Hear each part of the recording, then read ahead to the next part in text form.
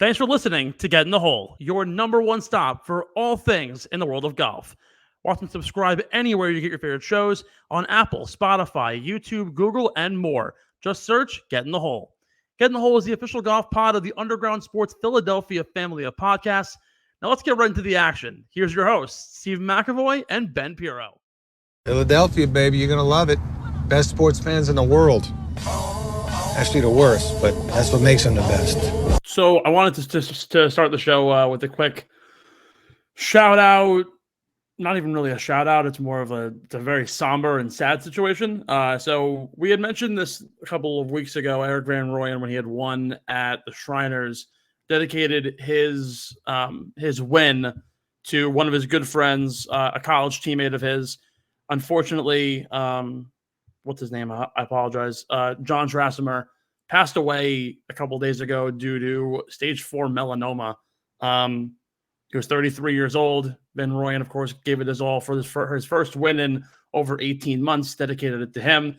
So I want to go ahead and dedicate the show to him. Not that we know him at all, but it's very sad when a member of the golf community falls, and particularly somebody who meant so much to a current PGA Tour member. It always kind of holds heavy. And I think back to when my grandpa died, as somebody who I haven't dealt with a lot of death, but somebody who meant a lot to me a long time ago. And so it's I feel for Erik. I feel for his whole family. I feel for John's family, and of course for everyone in the golf community who knew both of them. So I want to just put that out there and dedicate this to them.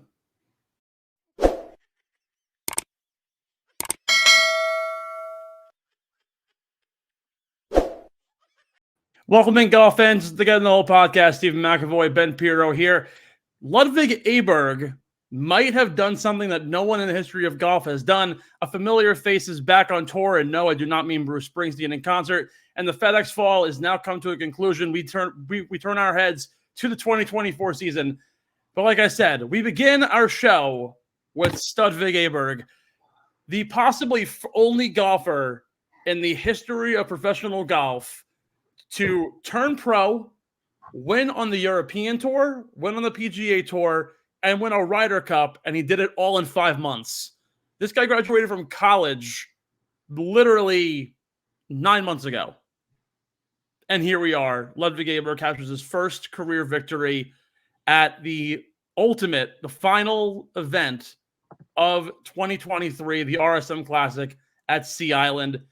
I don't even want to get into the peripherals here because he's so incredibly talented. And what he did this past weekend, I'll mention a couple of them.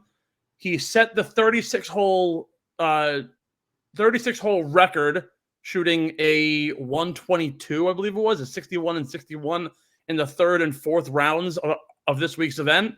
He's tied the 72 hole record, I believe, 253, shot a 67, 63, and pair of 61s. He finished at 29 under par. It's the fourth lowest score under par over the last decade on the PGA Tour, only behind the three-way Matt Jones, Cameron Smith, Jon Rahm at the Century a few years ago, and Dustin Johnson going 30 under at a TPC Boston. And on top of that, his first win comes at a time he's the sixth youngest player to go from outside of the top 1,000 in the world to inside of the top 35, literally right next to Colin Morikawa when he jumped all the way from the outside in following his Masters win at, Harding Park, I think it was, the PGA Championship. So you want to talk about just and then also on top of that, let me mention this. He now holds the record for the longest bogey-free streak on tour. He's played 54 career rounds of golf. He has a better scoring average, which is about a 67.3, than Tiger Woods did in his first 54 rounds. Tiger shot a 68.8. The longest bogey-free streak is 85. He has one bogey in his last 92 holes. That's just the peripherals of how good Ludvig Aberg is, which leads me into my question: where does he rank among the up-and-comers in the sport? Where would you put him at this level so early on in his career to already have a win, already have a win on multiple tours, a Ryder Cup victory, and so on. What's his comparative at this point? I mean, he's easily one of the best up-and-comers that we've seen, and I think there are certain guys who have been considered young guns that have kind of taken a long time. Not a long time, but it takes them a little while to kind of get going a little bit. Like I remember when Rory was coming up, I believe his first year over on the DP World Tour, he was in danger of actually losing his card. Yeah. At one point. And that's pretty crazy to think about. I mean, this guy has played so well right away. It's Tiger. What he's doing right now is Tiger-esque. Yeah. Now, will we ever see another Tiger Woods? Probably not. But is there someone that could take the torch? Because everybody's been waiting for someone to take the torch from Tiger. Just, because and to be fair, technically, Tiger kind of took the torch from Jack. But Jack wasn't really the same player later in his career. Yeah. He won the 86 Masters, but it wasn't like he was this stalwart superstar still who you just felt was going to win every single week. That wasn't the case. The 86 Masters for Jack was kind of like the 2019 Masters for Tiger. Mm-hmm. Almost, I'm not going to say out of nowhere, but it was a little bit surprising. And it'll be interesting because we have had so many people say, this guy's going to be the next Tiger. He could be the next Tiger. I mean, for a while, it was like Dustin, Jason Day, Rory McIlroy, Ricky Fowler. Even Colin for about a month and a half, 2 months. Yeah, people thought all these guys were going to overtake, and become the next Tiger. And it's just that's not – it doesn't work like that. It doesn't work that quickly. Yeah. And so this is kind of around the time – where I could see someone potentially who's young, maybe not as established as a Rory or I'm not going to say Dustin now because Dustin's a LIV, but you get Rory or Ricky, someone who's younger than them, not as established to take the torch. This could be the guy. This could be the guy. So we'll see what happens. I mean, he's off to an incredible start. And by the way, I was looking at his swing. I've seen him swing it before, and I was blown away. Just to nerd out for a second, his hands go around his body post impact so freaking well. It's awesome. That probably sounds so stupid, but it's true. I watched him hit. It was either an iron shot or a wedge shot on Instagram. And I was I kept just rewatching it. I just kept rewatching his hand path post impact. And I was yo, that is so good. I'm damn, this guy could fucking swing it. So he's a talented player, man, and he has great energy. He has a lot of confidence, you can tell, and that's great to see, especially from a young guy like that. So the moment, it did not seem too big for him at all. And I get it, it's the RSM, but still, it's hard. It's hard to win a PGA Tour event. I don't care. A buddy of mine was actually leading the RSM one year as a Monday qualifier. Okay, it's hard to be leading after one round, let alone three, let alone four, after three, let alone after four. So, yeah. Well, let's put it into perspective here. So, like I said, he's the sixth youngest player to reach the top 50. So he's 32nd now in the OWGR. He's the sixth youngest player, only behind Colin Morikawa, who did it in less than 35 weeks by 6 days. Patrick Cantlay did it in 8 days, less than Ludvig. Tiger Woods in 2018, which I'm going to count as the outlier because obviously that whole fiasco occurred and he finally got back after a long hiatus. Sean O'Hare and then Ben Curtis did it in 17 weeks. But Ludvig Aberg has a different kind of body and a different sort of mold than anybody else I've seen on tour since a guy like Tiger Woods. He's 6'3", he's 190, he's athletic. The narrative just fits. Is the first guy off PGA Tour U to get his card. Breezed through every single qualifier that he needed in college to get to that point in his career. The second the guy walked on campus at Texas Tech, he was the #1 golfer in the world. And if not #1, it was #2, only behind a select few guys. We've seen guys, like you said, who have come in and fizzled out, Matthew Wolff being one of them. And granted, he had his own issues there. Victor Hovland's really good. Collin Morikawa's really good. Ludvig Aberg is possibly better than both of them. And I'm not saying that as a way too early prediction here. The guy has simply all the tools. He putts really well. Throughout the fall swing, he's finished top 5 in stroke gained approach, around the green, putting every single statistical measurement, something that Collin Morikawa couldn't even do after his first 3 months on tour. And I get it. Look, the guy hasn't played a major yet. He's already 7th on the odds board at the Masters. He hasn't set foot in the fucking place. Like, those things are just so Tiger-esque. And again, Tiger Woods, to put this also into perspective, when he came on tour in 1996, or when he first turned pro, quote unquote, and played his first few events in 96, 97, it took him about, I would say, 80, 90 weeks to get to this point. Ludvig's done it in a third. So just to kind of put that idea into perspective, granted, a different sort of game it was back in the 90s, a little bit harder for a young guy coming straight out of college to do so. Aberg has more accolades technically from college than Tiger Woods did when he was at Stanford. I think this actually might be the guy. And it's how many years did Aberg play? I believe he played all 4 years. And Tiger only played 2. Yeah. And so Tiger had 3 U.S. juniors and 3 U.S. AMs. Yeah. And like granted, and here's the other thing here. Obviously, Tiger Woods is known for his longevity too in the sport. He started at 19, 20 years old? Yeah, Ludvig's 24 already. He was born back at I think the front end of 1999. I think. Yeah. He was born. He literally just turned 24. He was born on Halloween in 99. But everything that this kid has just screams stud. And we've been saying this since he was 18 years old as a freshman.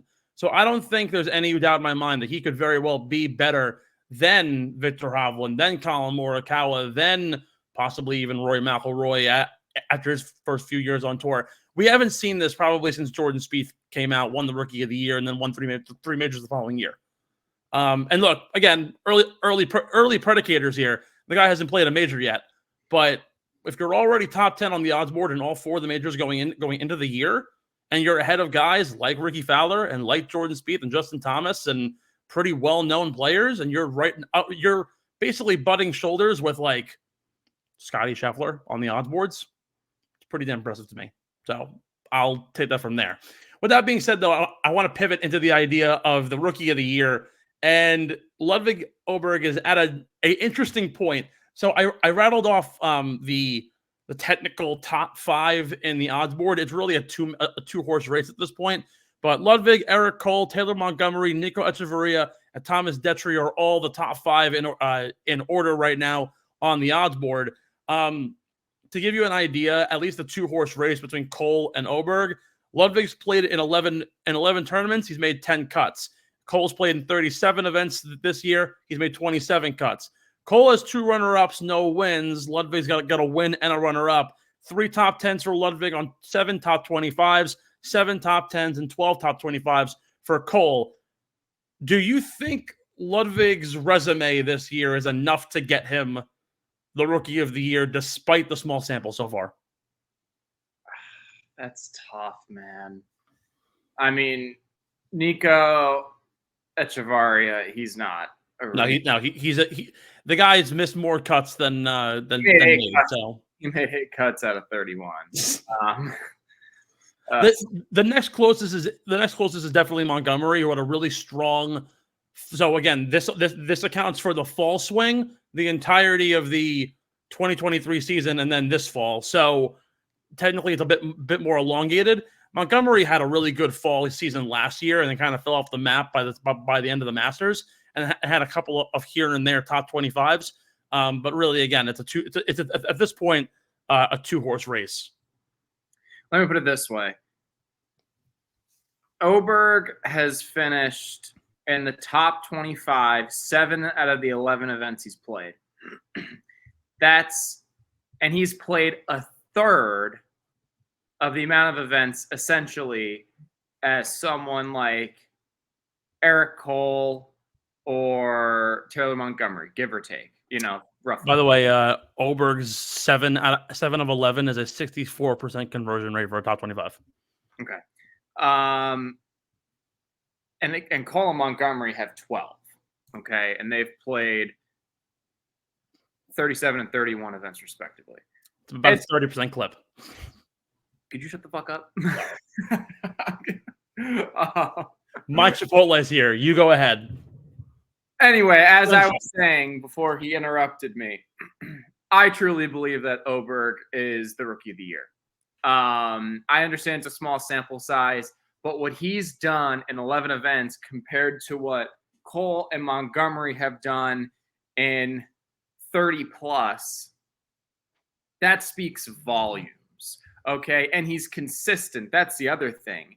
He has the highest made cut rate of the 5 potential winners. And I get it. It's only 11 events, but his numbers are just better. So for me, it's Aberg. And now that he's a full-time member because of the win, he would not have qualified for this race if he hadn't won. Actually, wait. I'm going to have to ask Steven about that, actually. Steven, hurry up. I have a question. Ask your question. Was Aberg a full member before like he made his starts on the PGA Tour? Was he a full member of the tour? These 11 events, he was a member. Yes. Okay. Because what I was saying was he wouldn't have won Rookie of the Year. He wouldn't be in the running had he not won this event because he wasn't a full member. But then I was like, wait, I actually think he might have been a full member because of the PGA Tour U. So just disregard what I said, people. Anyway, long story short, Aberg, he's my Rookie of the Year personally. Even though I hadn't heard of him 11 months ago. So I think the situation here is interesting, and I'm going to agree with you. It's Aberg for me. But Eric Cole, I think, presents a very interesting case study on, again, how good of a golfer you need to be to outtake somebody when you've played a third of the events that they have.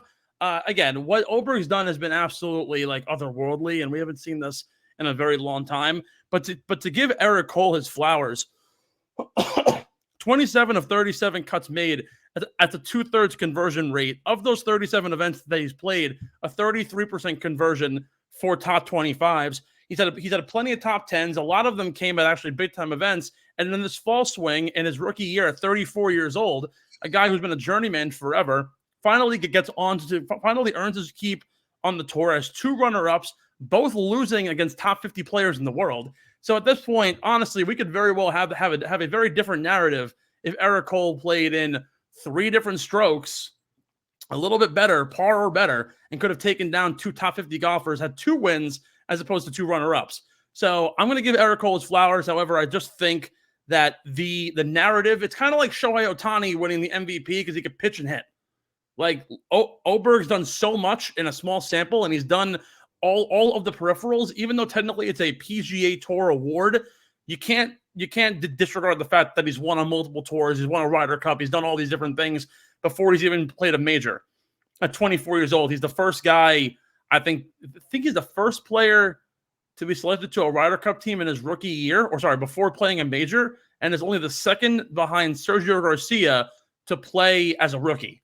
So there's my narrative, and that's enough for me to give Ludvig the nod.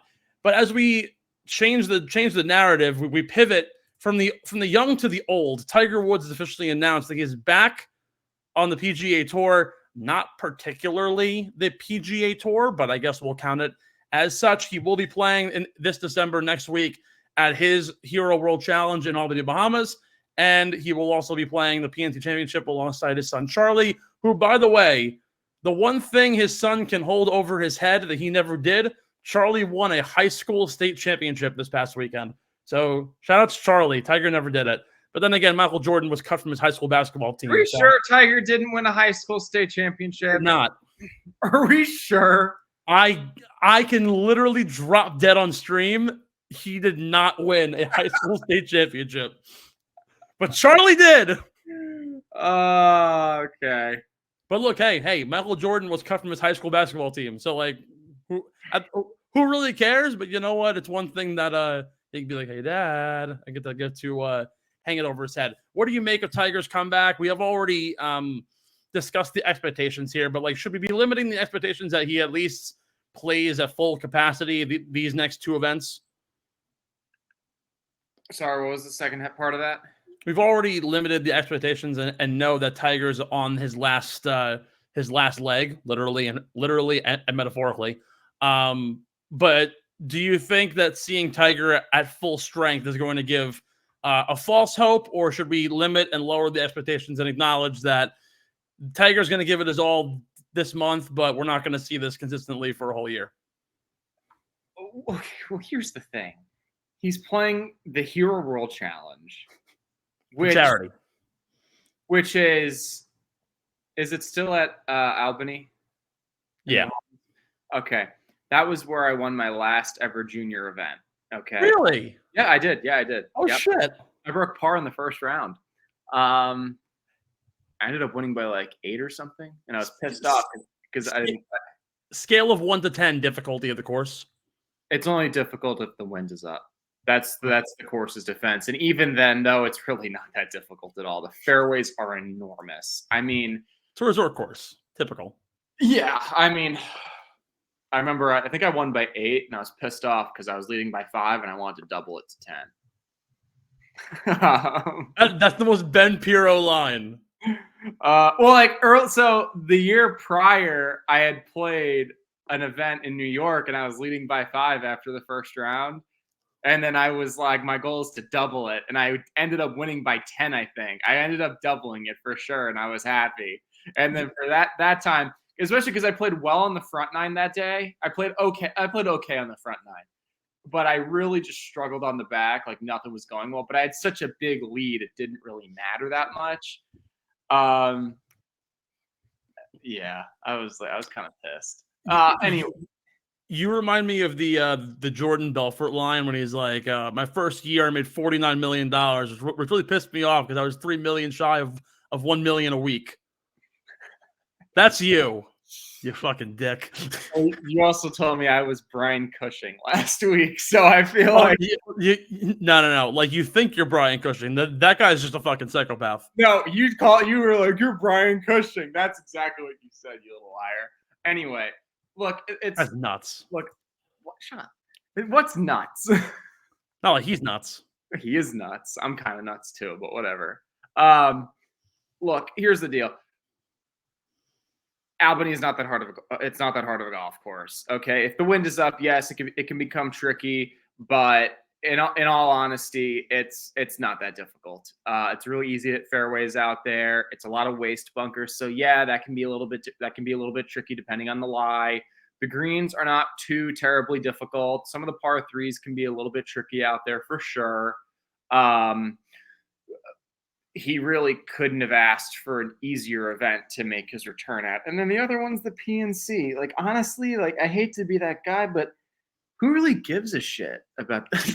I don't know. Like, I remember, like, I know people who are like, oh my gosh, like, did you watch the PNC? Like, Charlie Woods is playing.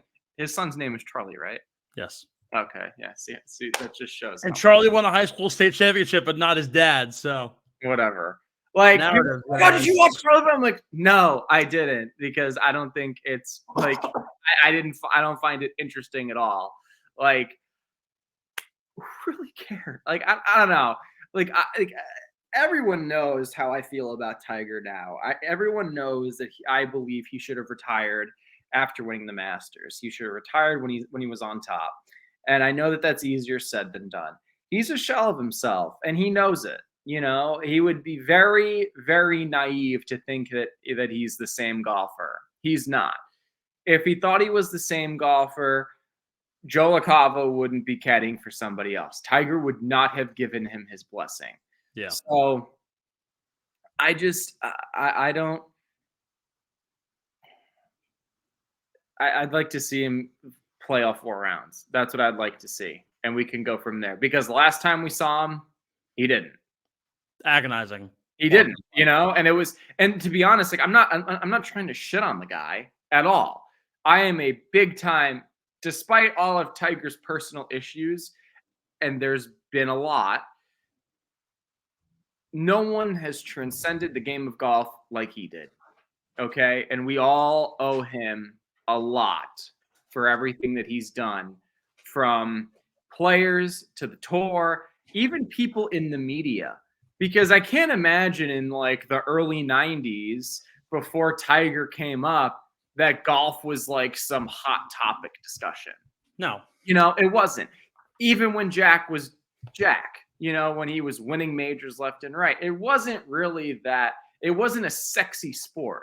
You know, like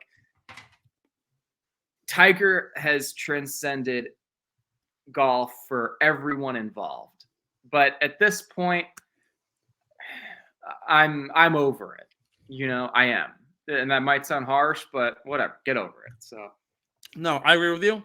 And I think that the expectation at this point is just to watch him play a full 4, and you're right. He played with Charlie, didn't like last year, did not play particularly well, nor did he look good. When he played the Masters, the last time he played an actual event, agonizing pain, withdrew after the 3rd round. I just don't see that continuing for him, and we already discussed at length the idea that he'll play majors and that's it. But to expect that this is his homecoming and he's going to be the guy that he was 4 years ago is a complete like wacky thought. Thinking like Zach Wilson is a good quarterback kind of thing. I'm totally serious. Like, you have to understand. You can't compare the two, though. Zach was never any good. I'm well aware of that, but it's the idea of false hope for golfers that I think has gotten so lost around this whole, oh my God, Tiger Woods is playing. You're going to see Tiger Woods play more golf on the TGL, whenever the fuck that thing launches, as opposed to anything he does on PGA Tour. And I think you have to acknowledge that. And you have to understand that he will not be playing at his full force. He's not going to be playing particularly well. He might finish 20th in the 20-man field at the Hero World Challenge. Charlie's going to have to carry him. It's probably going to be another JT and his dad versus Nelly and her dad, and then the dailies. It's going to be another one of those shows. Tiger Woods isn't doing anything. And I hate to be a dick and come off this way, but you're totally right. Like, simmer down. Understand that at the end of the day, Tiger Woods is over the hill, and it's time to just let him be and let him be a dad. Let him be a dude. You know, the thing is, I think the media in general, and I guess technically we are a part of the media, as much as I hate to admit that, because the media at times can really piss me off, and I think that's my professional athlete side talking, you know, because you've seen it before. Oh, yeah. Jesus. Oh, I thought you froze. No, you've seen it. You know, they ask stupid questions and sometimes, and you know, all that stuff. But I think the media here is to blame, because they're always the one posing the question of, is Tiger back? Is he going to be back? Is Tiger going to win this week? Where it's just like, people have been doing that with athletes for years, okay? Regardless of who it is. I'm sure they did it with Jordan. I'm sure they did it with like Jeter, because when Jeter was over the hill, when Jordan was over the hill, when, I don't know, give me someone else that was clearly over the hill. Like,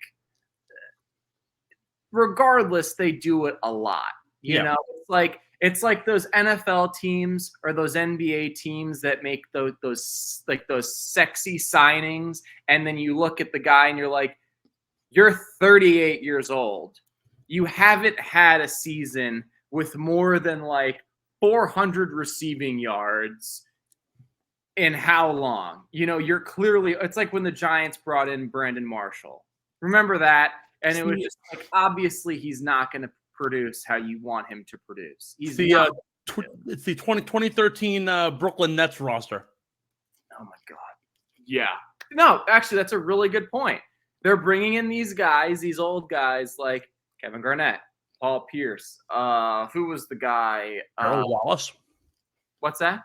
Gerald Wallace. Maybe Jason Terry was one of them. But it was like these guys who were really, really good, who had championship pedigree. Even if they hadn't won a championship, they were really good in their prime. But it's like they're old. You can't expect them to achieve these highs that they did 5 years prior. It's not possible. And the media is really to blame because they give the consumer this narrative or this false hope that they can do it again. Yeah, maybe for like a quarter they can, or maybe in like the most important game of the year they can, but for 82 games, no. Can Tiger do it for a full year? No. It's not possible. Like, stop acting like it's going to happen. It's not. And I hate to say that. And trust me, would I love for him to prove me wrong? Absolutely. I have no problem when an athlete proves me wrong. But it's not going to happen. Let it go and just enjoy having him at tour events. And the PGA Tour should as well. Whatever he ends up playing, they should be thanking God that he's going to play in whatever he plays in, because merchandise is going to go up, ticket sales are going to go up, the views on television are going to go up anyway, because it's Tiger. He has a draw. It's kind of like when Dwayne Wade was playing his final year in the NBA with the Heat. Like, everybody went to those games, those away games, because they wanted to watch Dwayne Wade play. It's kind of similar with Tiger in a way. So, whatever. That's all. Tiger Woods moves the needle, just like how Taylor Swift moves the NFL needle. Oh, stop it. We move on to some cheers and jeers. Yeah. The FedEx Fall has concluded. We now have our at least for the most part, signature field events. We have our fields for those. We have those who have maintained tour status. We have those who have earned conditional status. And we have those who have lost their PGA Tour status. Ben, give me a cheer. Give me a jeer. Who are some guys that have faltered and have triumphed this fall for you? All right, so I'm going to go a little bit NCAA men's basketball or women's basketball bracket. You know how they kind of do like the first four in, the first four out? Yep. Well, I'm going to do the first in and the first out. So cheering for Troy Merritt, who was 125, and jeering. What does exactly just jeering mean? Booing. Booing. Oh, I don't like to boo, but I feel Carl Jan, I'm not going to boo you. I feel bad for you because you finished 126th and he birdied the last hole and it didn't do a damn thing. The poor guy. That missed by 1 point. I know. Can you imagine? And you birdie the last hole. In high school, to get on the honor roll, you needed an 89.5. I finished the year with an 89.4. I went to my teacher and I was like, "Can I please get the point up?" And he goes, "You don't deserve it." And I walked out and I was very upset. My cheer goes to Billy Horschel, who, despite having a really shitty fall and struggled mightily for the last 6 months, still managed to maintain his status on tour. Honestly, did not look very promising. He even missed the cut this past week, which really isn't even cheer-worthy. But I'm going to give him the credit. He's still a really talented golfer, and he does deserve his status. This isn't necessarily a jeer, but it's more so a, like, thank God, but you should be jeered for this. Harry Higgs finished 145th in the standings he earned conditional tour status, so he will at least be able to play in some smaller events. You'll see him in Puerto Rico. You'll see him in Punta Cana, the Barbasol, and Mexico at the very least. So at the very least, he will still be involved, but not to the level that you would expect. My big jeer, though, goes to Webb Simpson, who for a long time has been a top golfer in the world, and for some reason the last 3 years has simply not panned out. He lost his tour status. He lost it by about 6 points. Didn't even choose to tee it up this past week. Literally said, I'm going to just call it quits and fall out for the year. So cheers to Webb Simpson. We're not going to be seeing him for a hot bit. Oh, also, final cheer, Grayson Murray lost his tour card. So goodbye, bitch. We're going to take a short break. On the other side, LIV Golf Free Agency. We're going to chat who we think should be in the field for LIV. Unfortunately, Ben Pirro will not be there. And, yes, Ben? I just want to say one thing. Oh, here we go. No, nothing bad. Nothing bad. I just wanted to highlight some names because you go further down. I thought it'd be interesting to do first in, first out. So that's kind of what I went with. But Brandt Snedeker, Bill Haas, Kevin Kisner,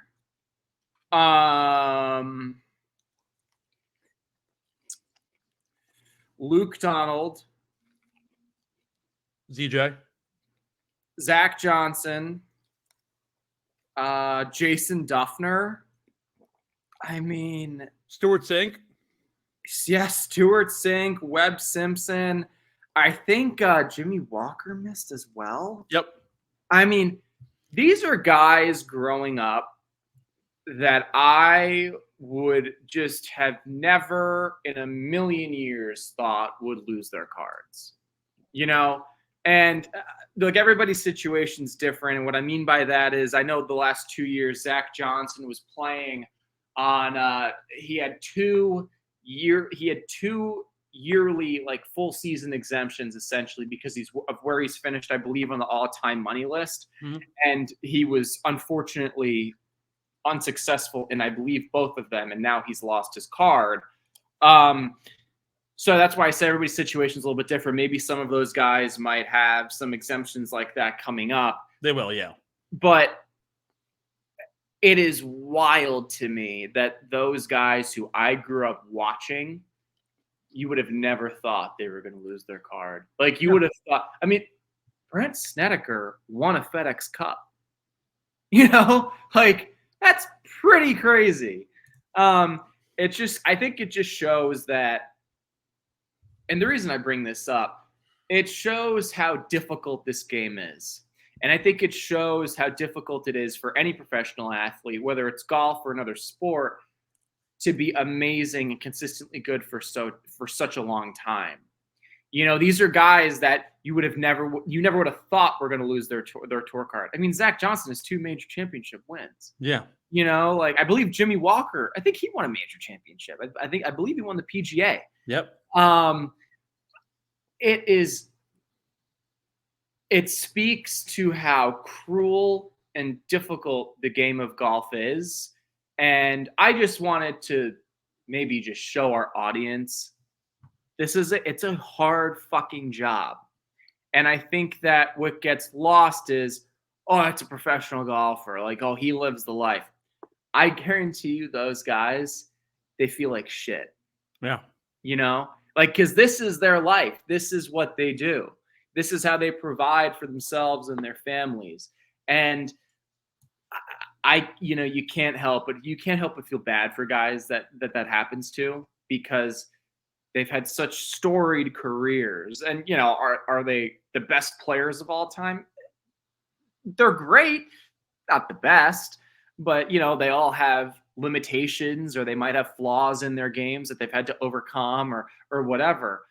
But it just goes to show how difficult this game is to play at a high level for such a long time. Yeah. It's very long and very elongated, and I'm sorry that took so long to explain, but yeah. No, but like you're right. So for example, like think of it in this regard, and this is the last thing I'll say on this. Stuart Sink's played he's been a pro since 1997. He's made $43 million, and give or take some loose change by a couple hundred thousands on tour. That's only about 1.5 million a year. You look post taxes, you get half it taken away. You're only making about $600,000 a year when you think about it. Like Zach Johnson's made $48.5 million in his career since 2004. So he's been playing for 21 years. That's about 2.3 million a year. You get half it taken away. You're $1 million man. It's great. And yes, you know what? Look, we can always we can dissect the salaries of players, but the idea that you only make $1.3 million after taxes and then you're paying for cars, paying for children, paying for your home, like a lot of these people, and we see it in other sports, guys go broke because they burn too much money. Harold Varner has made far more than Zach Johnson has in his career, and Harold Varner lives on a high ranch in the middle of Texas. Mm-hmm. And the only reason why his house costs what it costs, it really isn't a big house. It's because he's got a personal driving range in the backyard. Like, that's the only thing. Like, a lot of these guys, this is your life. And unless you play well, then you don't really have a life. Well, so, and that's the thing, you know, like golf, it's such a time-consuming sport as well. It's really difficult. Because, like for example, when I was at Xavier, I lived with some guys in the baseball team when I first transferred. And when they asked, like, they're like, "How long are your practices usually?" I said, "My individual practices over the summer or whatever, they're like 6 hours. Plus, then add in the workout, which is like another hour and a half."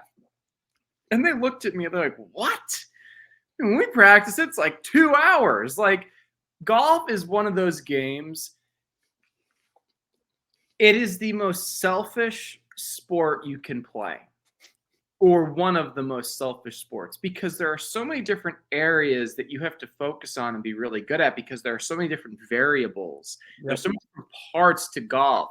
People are like, well, there's the mental side and the physical side. Well, dive in deeper. What's part of the physical side? You have short game, you have putting, you have, chipping, pitching, bunker play. You have course strategy, understanding how to manage yourself around the golf course. You have to be really good inside 120 yards. Like, that's your money. Like, that's how you make your money. You have to be really good at driving the ball. You have to be really good with your iron play. You have to understand how far all these different shots and clubs go. How far does my knockdown 7-iron go? Well, how far does my hold off 7-iron go? All these things, this is like their life. And when you make something like this your life, and it's happened to me before, it's happened to any professional golfer who gives a shit. This has happened to them, where they don't achieve what they want, and you feel just like shit because you put in so much work and it just doesn't come. It doesn't happen sometimes. That's just how it goes. And it can, it can be heartbreaking, and it's crazy.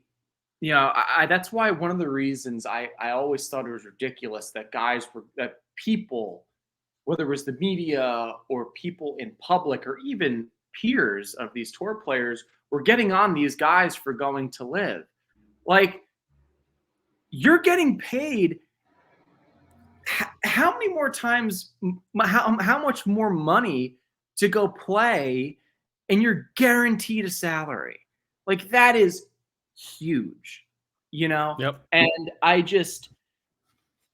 golf, it's the third most expensive sport to play. That is a fact. It is. It's the third most expensive sport. I believe that, look, people might sit there and they would kill to make $600,000 a year. But at the end of the day, it's like, I made $2 million this year playing on hypothetically, it's like, someone makes $2 million playing on the PGA Tour. Well, 40% of that goes to the federal government. So that's 1.2. You're then paying your caddy X amount of dollars. You're then paying for all your expenses that are travel and tournament entry related, and then you have a mortgage, and you have a family. It's a lot, and it's very difficult, and it's a very time consuming thing, and you're away from your family a lot. So I just wanted to put more of the human element spin on it, because I think people might simply be like, "Oh man, that sucks. He lost his card."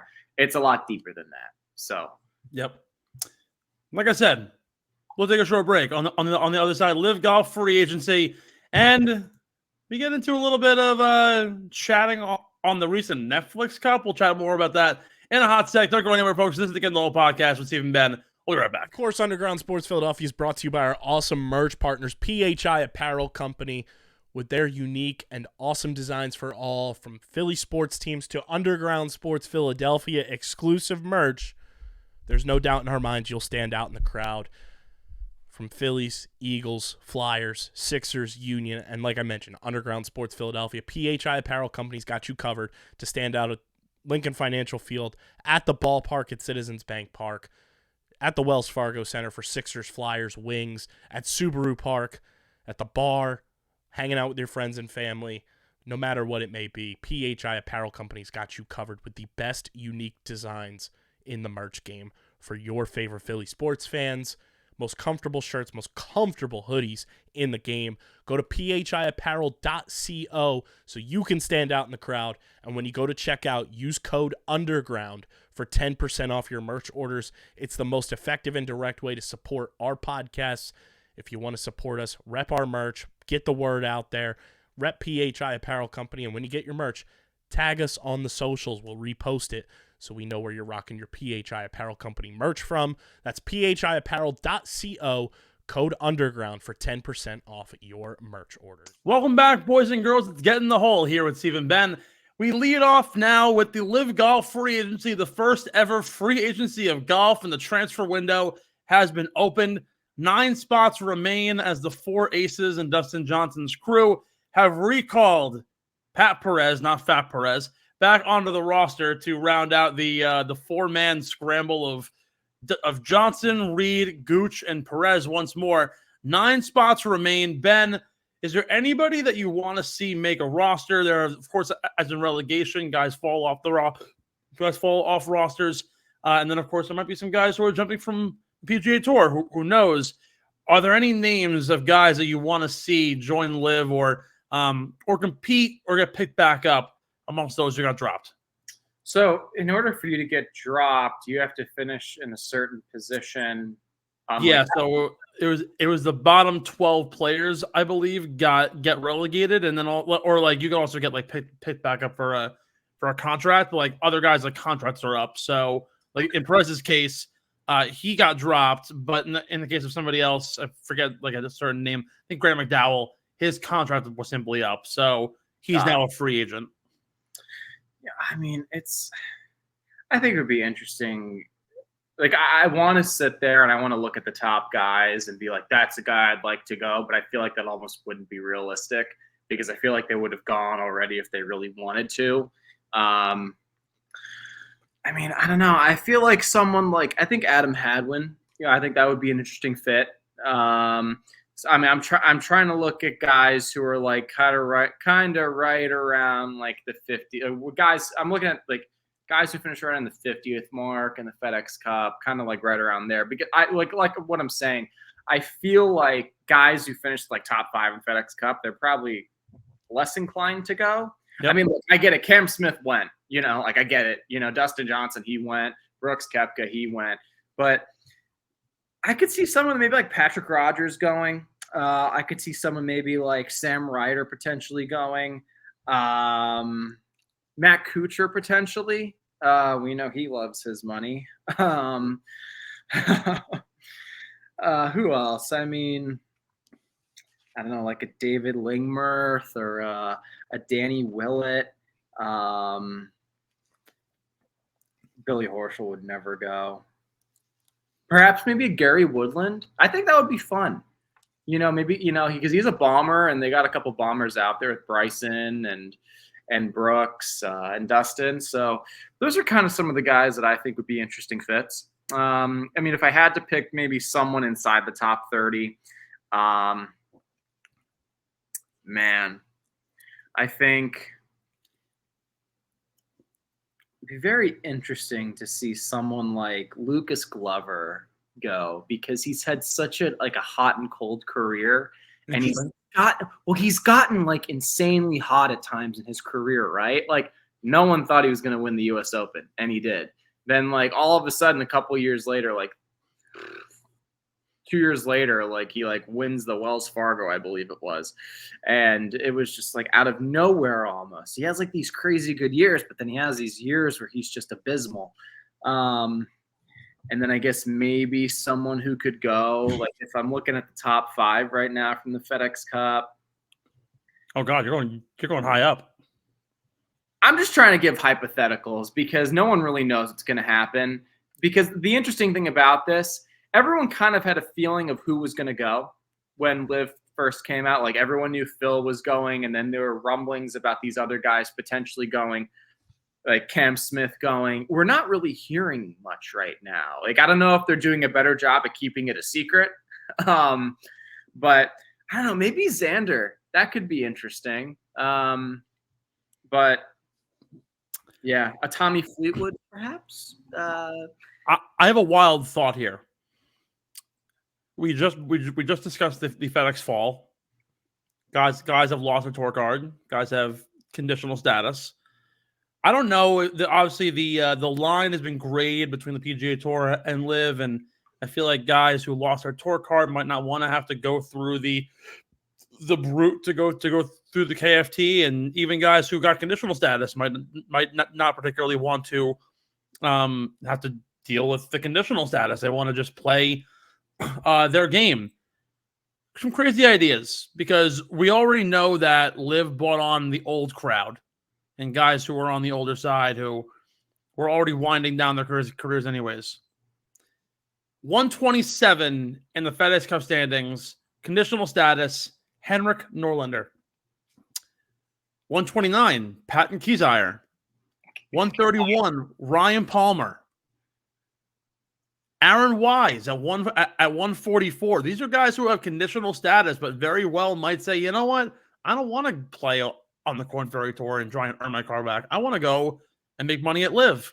Webb Simpson stands out. Doc Redman stands out. Jason Duffner. You very well might see the guys that you just mentioned. Zach Johnson. I don't think Zach Johnson would. But like No. Jason Duffner, James Hahn, Dylan Fratelli. I think Wesley Bryan, perhaps. Wesley Bryan.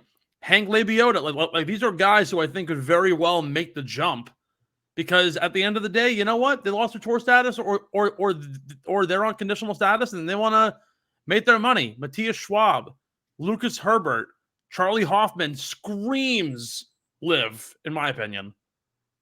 Super rah-rah Republican, but at the end of the day, like over the hill and wants to make. Is he really? Yeah. Have you seen him? He's a mullet and wants to make his money.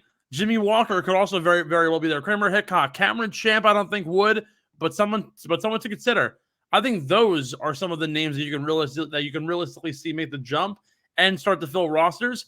If we talk like guys who are actually free agents at this point, Graham McDowell, David Puig, is in an interesting spot. Former U.S. amateur, has not played particularly well. Was one of the few guys who said, "I'm not going to the PGA Tour. I'm just going to go straight to LIV."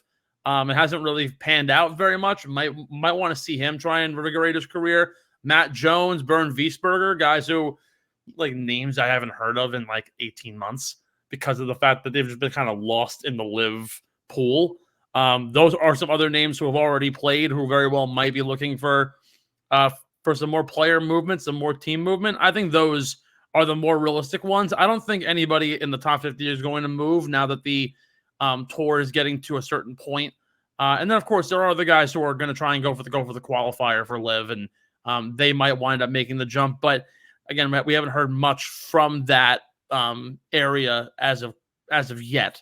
So, but I think it's a lot more likely we see guys in that like 125 to 150 range make the jump, or guys who have lost their tour card outright. Not the old veterans that you see like Zach Johnson's, Kevin Kisner, and Stuart Sink. I think they're all PGA Tour 100% of the way. I think Charlie Hoffman though is a name that like super stands out. I don't know if you checked out the Netflix Cup, but of course I was on the live stream with KB, Owen, and Casey. It was interesting to say the very least. I'll give you a very short synopsis here.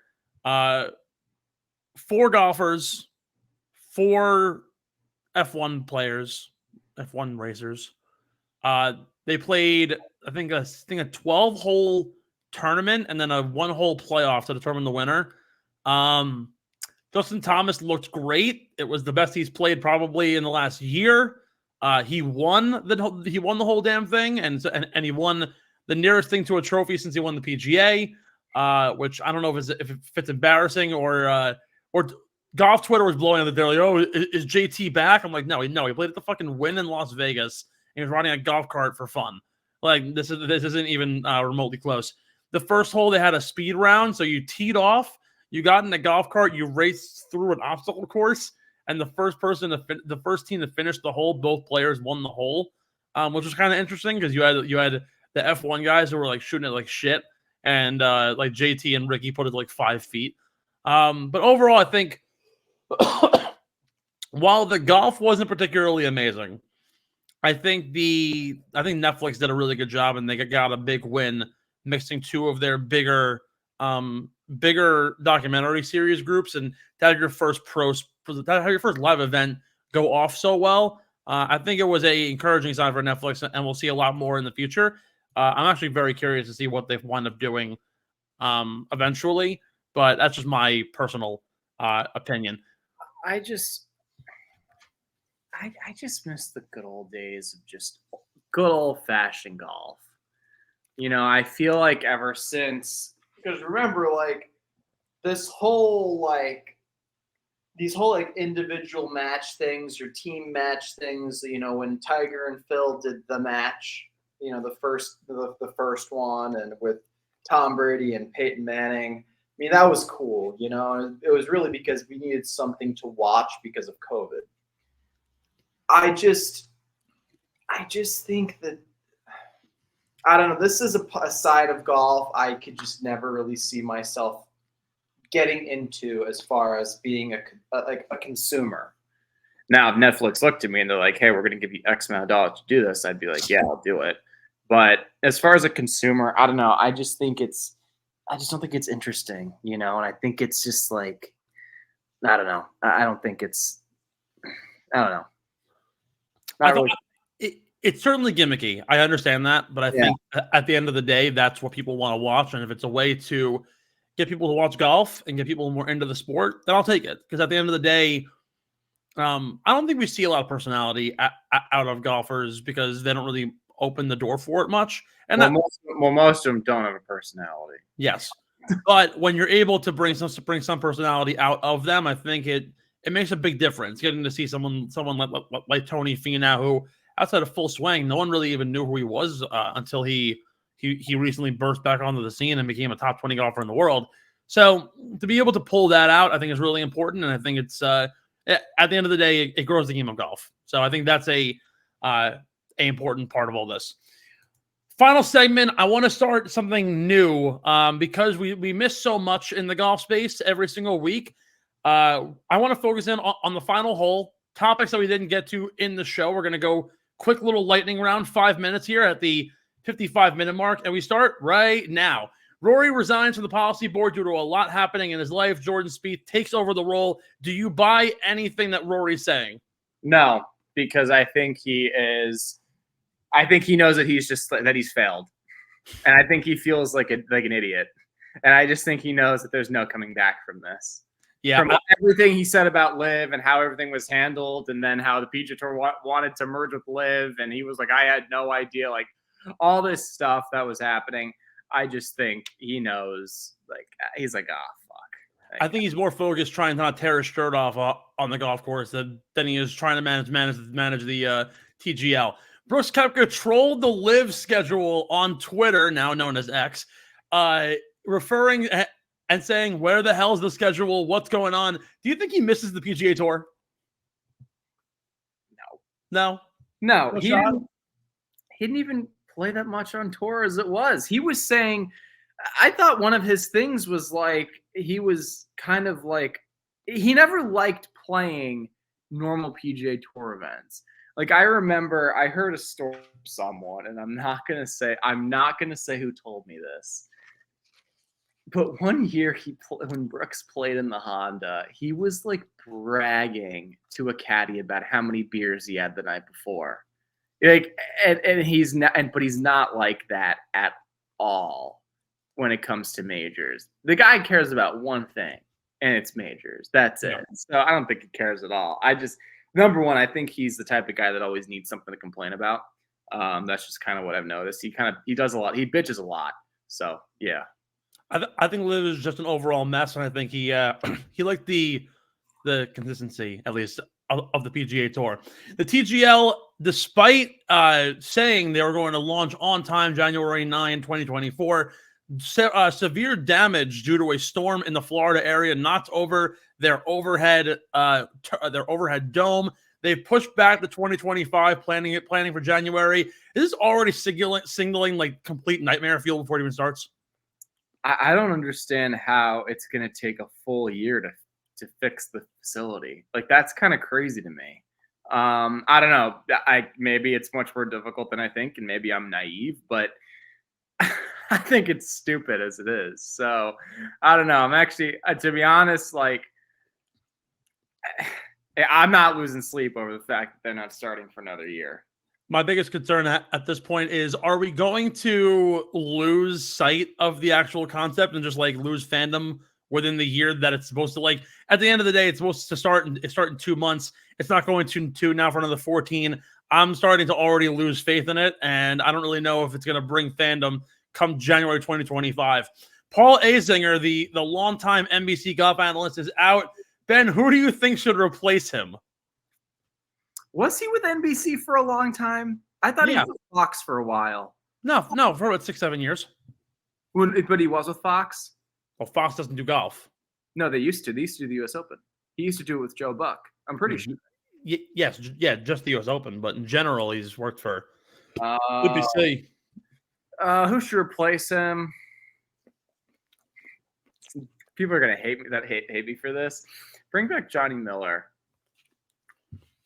2 names: Nick Faldo, and give Smiley Kaufman more airtime. He's a national treasure. No. The match's new iteration will feature Rory McIlroy, Max Homa, the phenom from Stanford, Rose Zhang, and Leslie Thompson. Are you intrigued? Not really. I think that the match, it was good the first year because it was something new, it was something different, it was something for everyone to watch, and especially because it was the greatest and the third greatest playing against the greatest and like a top 5 greatest quarterback. You know, like the third greatest. Yeah, I mean, maybe he is. I mean, you know, easily a top 5. Now they just, I feel like they do this. Maybe it's not every year, but every other year, whatever it is. I just feel like it's gotten less and less interesting. And I also I could never, I don't know. I feel like some of the stuff that Rory says makes himself sound like an idiot. And when he's mic'd up, I don't know. I just kind of roll my eyes sometimes. I'm actually a big fan of this. I think Rory's going to make a fool of himself. Max Homa is going to be hilarious. And if you want to promote the women's game of golf, don't put Leslie Thompson in a fucking men's field. Put her in the match. I like this. This is a good idea. Rory McIlroy won the race to Dubai, defending his title. He's won it for the 5th time. Nikolai Hogard won the DP World Tour title this week. Who had the bigger accomplishment? Oh, it's got to be Rory. As much as I should on the guy. I mean, winning the race to Dubai 5 times, which is the DP World Tour's equivalent to the FedEx Cup. That's awesome. I'm going to go anti. I'm actually taking Hogard here. A really strong rookie year for Nikolai Hogard on the PGA and DP World Tour. Played in the Ryder Cup, won the World Tour, won the DP World Tour title over guys who have been playing in the DP World Tour for years and years and years. I don't think the race to Dubai is any more impressive than a regular event because most of the guys on the DP World Tour don't really think of it as a major sort of event. I think the Tour Championship's a lot bigger than this. I think Nikolai Hogard got the much bigger accomplishment, and it's going to vault and jumpstart his career even further. That's it. That's pretty damn good. We had a good show. Final thoughts before we hit the road, Benny. Not a whole lot. I hope everybody has a lovely Thanksgiving. Please, everybody, stay safe. Eat a lot of food. This is the time to do it. Okay. What's that? It's bulking season. Yeah, dude, I've been on a diet, and so like I'm just like, oh man, all my hard work is just gonna like go by the wayside. Like, so I'm trying to. I took a body composition test, and and it showed that I was at 14.9% body fat percentage, which some people are like, oh, so you're at 15. I'm like, no, it's 14.9, and and I'm trying to get it down to 12 by the end of the year, and this might set me back because if anyone knows anything about me, I love food, and like you give me like some turkey, some ham, some mac and cheese and stuffing with gravy and mashed potatoes and green beans. Oh my God. And then apple pie. Oh my goodness. I've never heard a man verbally orgasm at the Bethpage Clubhouse than watching Ben eat a steak sandwich. Shut the fuck that up. Was a I did not orgasm. Oh. That was your fucking voice. Right next to the baby shower happening next door. Mother of Christ. Have a great Thanksgiving. Enjoy the food. Eat up. It's bulking season. You can lose the weight in January when all the fat people go back to the gyms. Don't worry. They'll be gone by the third week of January. That's Ben. I'm Steve. Enjoy the show. We'll try and do better next time. Take it easy, friends. Thanks for listening to Get in the Hole, the official golf podcast of Underground Sports Philadelphia. Catch us every week wherever you get your favorite podcasts, and be sure to like and subscribe on Apple, Spotify, and YouTube. You can follow us on Twitter and Instagram at Get in the Hole Pod, and follow Underground Sports Philadelphia at Underground PHI. We'll see you next time. And remember, get in the hole!